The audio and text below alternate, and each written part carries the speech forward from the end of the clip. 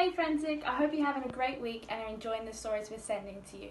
This week I'm bringing you a new story and it's called Daniel in the Lion's Den. Now before we start, there are 3 things you need to know about Daniel. Number 1 is that he worked for the king. He served the king and he had for many years. Number 2 is that when this story begins, Daniel was actually quite an old man. He's probably even older than your mum and dad. And number 3 is that above all else, Daniel loves God. He puts God before everything. Our story starts with Daniel and the king. You might notice that they actually look really happy. That's because the king has just decided to put Daniel in charge of the whole kingdom. But Daniel isn't the only person that works for the king. He has many helpers, including these 3 men. Now, you might notice they don't look as happy as Daniel. And that's because they don't agree with the decision the king has made. And they are going to do something about it. The 3 men meet with the king and get him to pass a new law.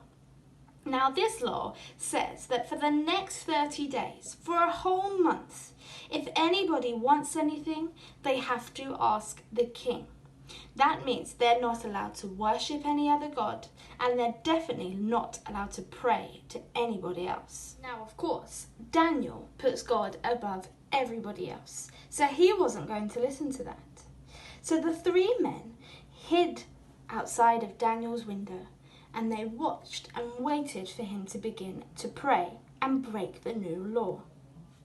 When the king heard that Daniel had broken the new law, he was so upset, because now he would have to punish him. When you break laws nowadays, you might have to pay a fine or even spend some time in jail.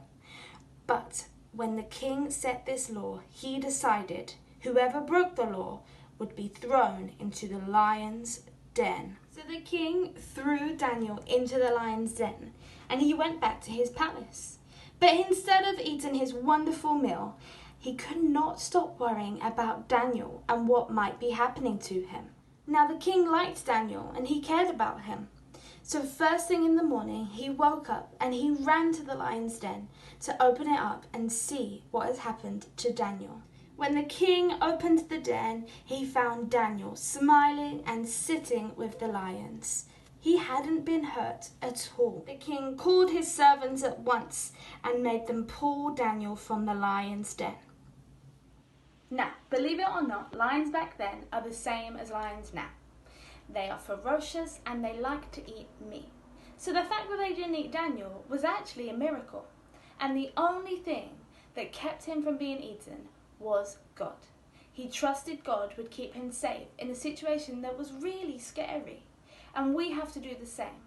When things seem scary for us, all we have to do is pray to God and trust that He will protect us and that He will lead us in the right way. I hope you all enjoyed that story and took something from it, and that you have a wonderful week. We'll see you next week, Frantic.